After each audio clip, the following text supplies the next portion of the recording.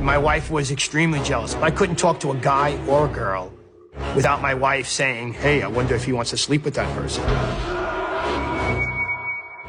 I didn't have any friends. I didn't speak to my family for a really long time while I was married. I had no relationship with my mother or father.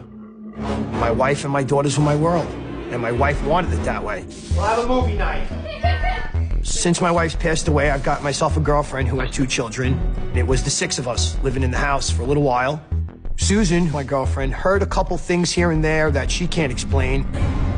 There was one time, Susan was standing in the kitchen and she heard a voice behind her whisper her name. I think that was my wife messing with me. That was her way of saying, hey, I'm still here and I'm still around. It scared me. She did basically the same thing I did. She wrote it off and she didn't want to come to me and say, hey, I think your wife's in the house, or I think there's a ghost in the house. So she didn't say anything to me. We moved out of that house. Being that the house was empty, I decided to rent the house out. And I rented it to a couple who moved in. They only lived there for 2 weeks. They asked me if anybody had died in the house. I says, why, what's going on? Like, what kind of things did you hear? He says to me, well, around 11 o'clock, the kitchen cabinet door slammed. When he said that to me, like the hair on my arm stood up.